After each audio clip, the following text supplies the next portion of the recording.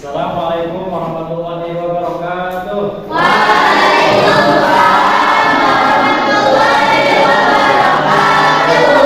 Selamat pagi anak-anak. Gimana kabarnya hari ini?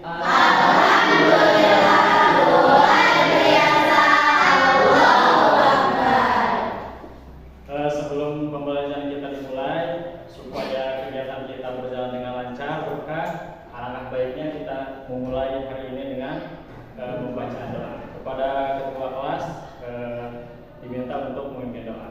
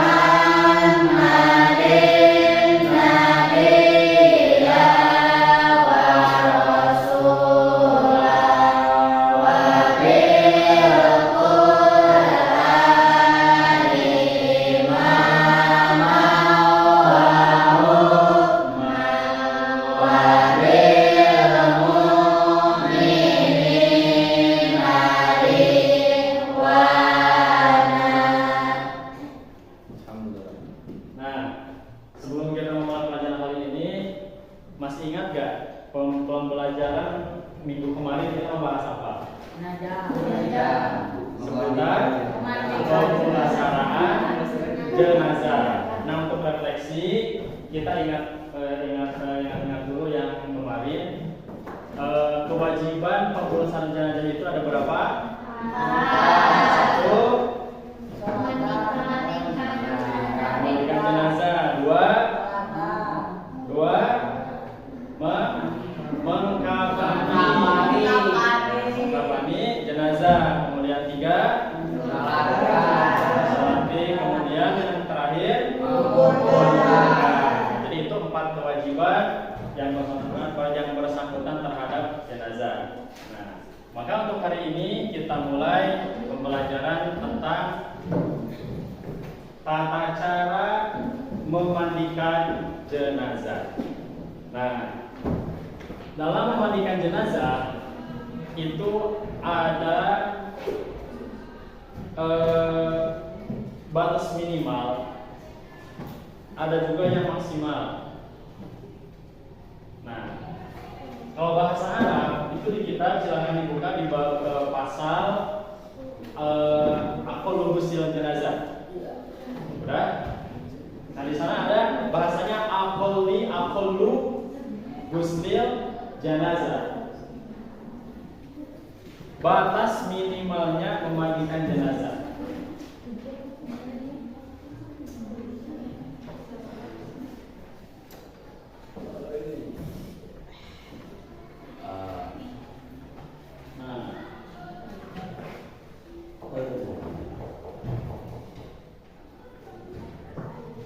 Minimalnya dalam memandikan jenazah itu adalah bahasa kita itu ta'mimu badanihi, itu mengguyur mayat. Bahasanya jadi kira batas minimal, ya, batas minimal memandikan jenazah itu penting. Si jenazah itu diguyur cai walaupun sekali. Nu penting kaguyur membahas dulu itu walatra. Nah itu minimal. Tidak ada bedanya ketika kita melaksanakan mandi wajib harus kita yang itu sama. Istri beres haid, pemegat bisa gaduh hadas junub. Agusna diguyur sekali, tapi diguyurna kusah siwur segede ember. Tapi kusah guyuran itu teh walatra, maka cukup. Itu penting walatra, ya. Catatanana walatra. Jadi walatra itu kumaha? Jadi seluruh anggota badan, ya, menjadi dimulai rambut kepala, kanan, kedieu, sampai ke asadaya itu basir, maka cukup. Nah, maka tidak ada bedanya ketika kita memandikan jenazah. Sama. Di batas minimal itu penting mayit itu kawalataan kucai, maka cukup. Nah, kemudian ada yang sempurna, bahasa di kitab akmalu. Nah, ini maksimal, akmal atau sempurna. Nah, itu sempurna nama memang ayat soalnya. Yang pertama, membersihkan kubul dan lumpur. Nah, upami cara memandikan jenazah anu sempurna. Nah, maka yang pertama itu si jenazah itu harus dibersihkan kubul dan lumpurnya. Pelawangan pengkerna dibersihkan, pelawangan pengkerna dibersihkan. Sebari si perutnya itu diurut. Ya, kan jenazah itu dibaringkan. Jenazah kita dibaringkan. Biasanya kan kita di memandikan jenazah ada tempatnya. Maka diurut supaya si kotoran-kotoran yang ada di perut jenazah itu keluar. Karena jenazah itu beda sama yang masih hidup. Kalau diurut-urut, karena si dukurnya itu udah maka diurutnya kalau luar tuh ya, kalau luar. Terus dibersihkan, diombekan. Nah, kita bersihkan. Nah, si orang yang memandikan jenazah itu harus pakai sarung tangan. Nah, ini kan praktis. Kita bisa cari sarung tangan yang kayak dokter pakai itu, yang dari balon ya. Nah, maka dibersihkan kubul dan lumpur. Kemudian yang kedua, setelah kita membersihkan kubul dan lumpur, kemudian membersihkan kotoran.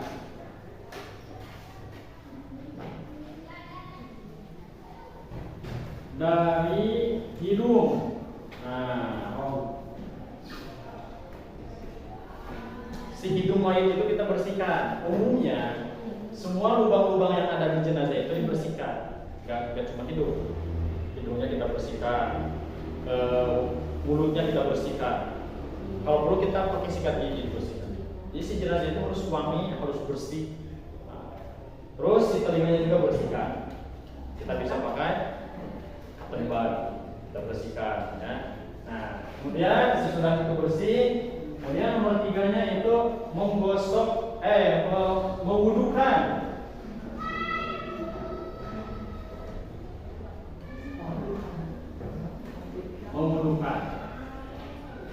Jadi si jalan itu dibutuhkan.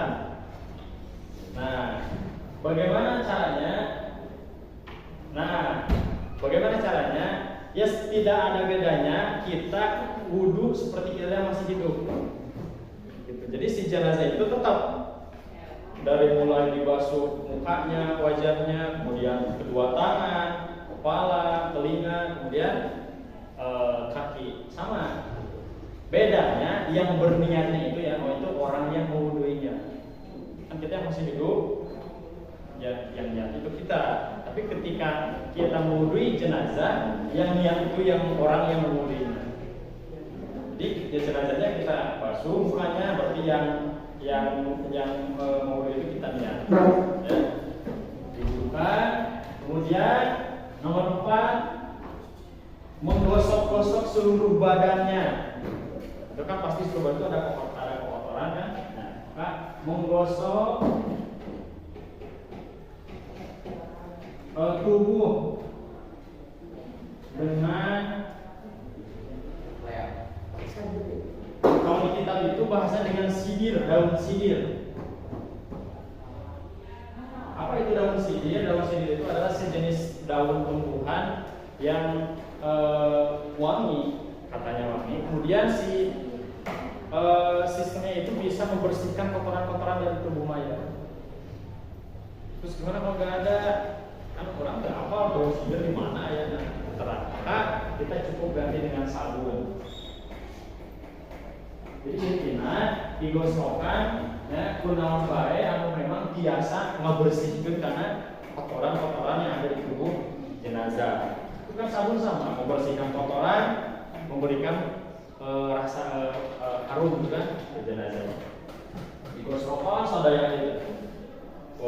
Timbulai pokoknya termasuk terlebih ya bangsa lepitan-lepitan tubuh. Kayak palang kakak, gosokan. Terus terakhir ketika jenazah sudah bersih, kita sudah membersihkan tubuh, kotoran dari hidung, menggunakannya, kemudian menggosok tubuh dengan sidir atau sabun. Nah, yang kelima yaitu mengucurkan air. Nah, jadi di bercucuran, cair. Nah, air terakhir. Ya.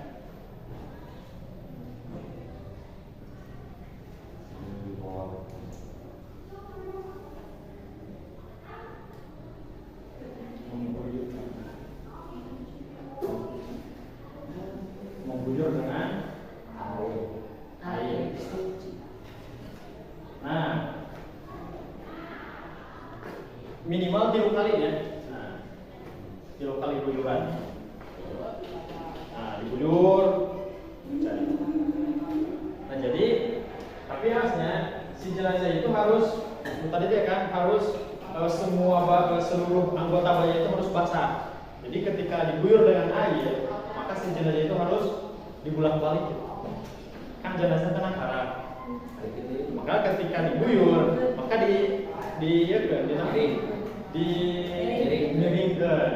dimiringkeun, guyur. Pas beres si dia miringkeun yang sebelah kanan, yang sebelah kiri guyur. Nah, beres. Nah, maka yang terakhir itu dari ketiga guyuran air ini, ya, salah satu dari ketiga guyuran ini adalah si airnya itu kita kasih namanya serbuk, kamper atau kapur barus.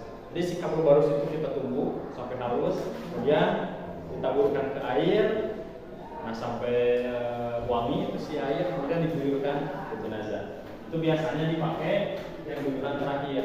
Nah, setelah si jenazah itu suci, setelah si jenazah itu beres, ya, dimandikan, maka terakhir itu dikasih air guyuran. Biasanya kalau di daerah sini sok pakai tumbuhan apa? Salian di Kapur Barus. Konje. Itu konje bisa. Ya. Konje, daun konje ditumbuh, si tangkal ditumbuh, karena cairun, cek nah terus nyengke guyuran. Nah itu gunanya. Jadi Kapur Barus atau daun konje itu bisa mengawetkan mayit, bisa mengawetkan tubuh jenazah.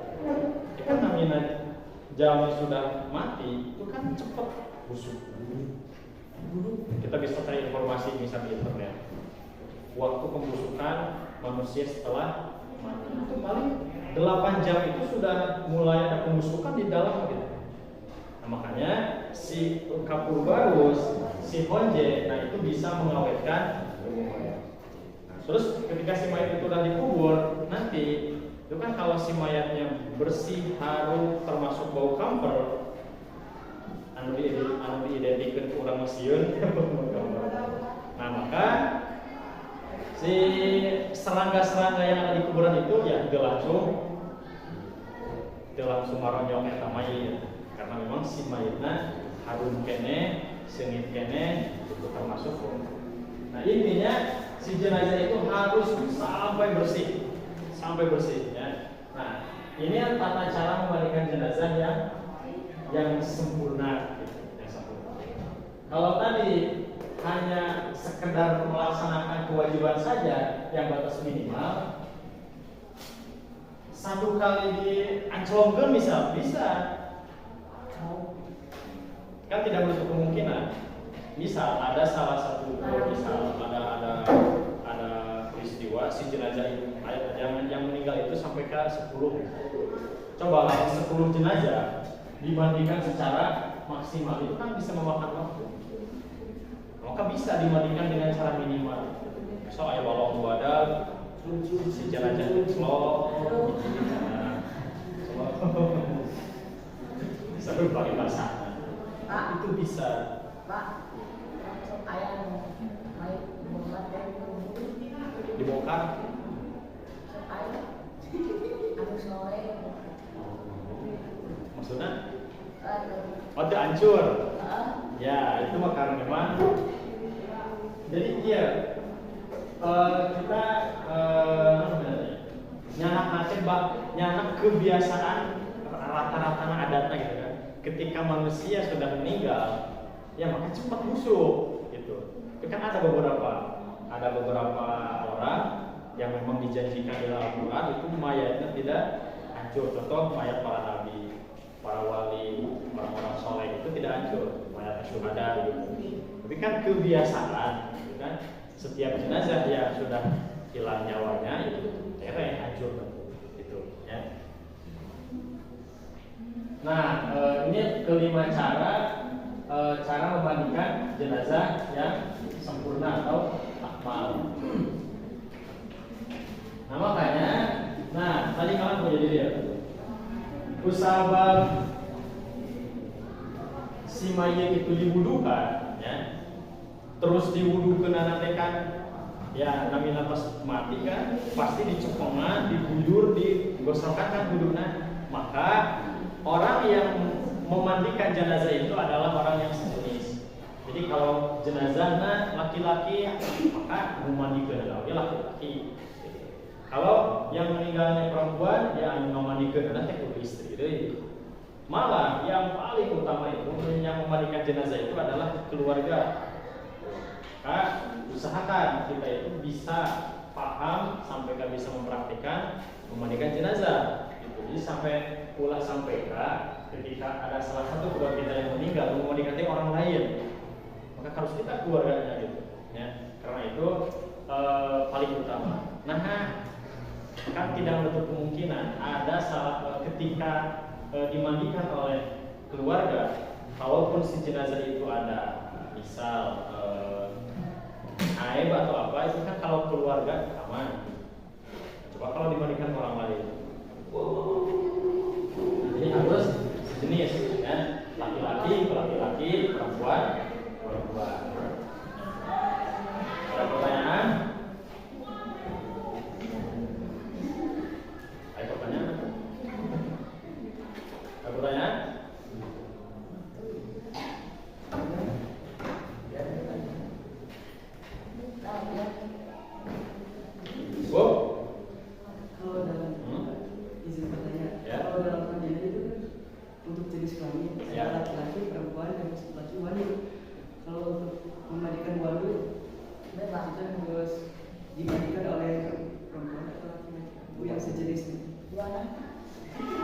Nah, kalau misal posisi si jenazah itu wandu itu kan seperti kita tahu wandu itu adalah manusia yang memang mempunyai dua alat kelamin. Maka siapa yang bisa memandikan? Intinya begini,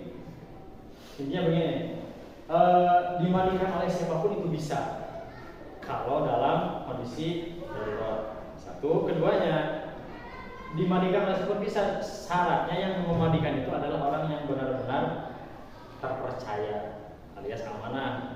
Jadi dia itu yang memandikan untuk misal nyarios, kita mau setiap pernah naon teh sering ngobrol ka batu kan begitu. Orang itu terpercaya gitu. Nah, maka bisa gitu.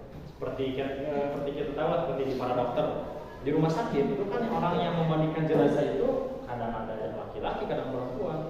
Jenazah itu kan ayah istri, pamegat dimandikan pamegat. Tapi karena dia tak percaya, gitu, disumpah malah mah ketika ayah naon mau ayah obrolan naon ya nggak bisa. Intinya gitu. Misalnya Pak, jenazah yang dimandikan itu terpapar oleh virus misalnya berbahaya. Ya. Itu Nah, hendaknya diminimalkan saja dengan cara memandikannya atau Nah, itu seperti yang kita bahas kemarin. Nah, kita dibahas yang kemarin kan. Jadi kewajiban memandikan jenazah itu kepada semua jenazah. Dikecualikan kan satu orang yang terpapar virus mati syahid, itu tidak dimandikan. Ya. Terus keduanya bayi yang keguguran atau bahasa Indonesia. Nah, terus kemudian bagaimana kalau jenazahnya itu terpapar virus? Maka kalau virusnya itu memang hasil penelitian, virusnya itu memang bisa artinya tidak terlalu berat, maka kita bisa memandikan jenazah dengan memperhatikan keamanan perlengkapan orang yang memandikan. Misal pakai baju pengaman, pakai kaos tangan, pakai masker. Kalaupun itu virusnya sangat misal keras atau kejam, maka kalaupun itu bahaya, maka ganti ku tayamum. Ganti ku tayamum seperti yang kemarin di zaman corona itu kan bahaya virusnya, itu maka ku tayamum. Pak, beritanya anu kecelakaan. Makanya Kalau dikubur kan gesekan. ya, asam berat ya, kamarinya juga kamarinya jalani kecelakaan. Jadi kira selama jenazah itu bisa dimandikan, ya dimandikan, gitu. Dan walau muntah sampai kerembuk hancur pisan, ya kan itu memungkinkan, gitu. Jadi lamun si jenazah itu masih kayak berbentuk manusia, misal si yang lukanya itu beberapa anggota badannya mandikan, ya kan asal mungkin ke jalmi cilaka, remuk pisan gitu, sampai kasih dalam pasawan. Nah, kalaupun ada, ya itu kan kita tidak mungkin memandikannya. Siu, bungkus, kalaupun ada, gitu. Nah, kalaupun misal si yang lukanya itu hanya beberapa anggota bagian tubuh, nah, maka cukup. Jika kau tetap diadusan, nah setelah sebelum dikafani, kita bungkus dulu dengan kain kantong kresek supaya darahnya itu sudah menempel. Dan nanti baru dikafani gitu ya. Jadi selama masih bisa dimandikan, ya tetap wajib dimandikan. Ya, paham? Nah,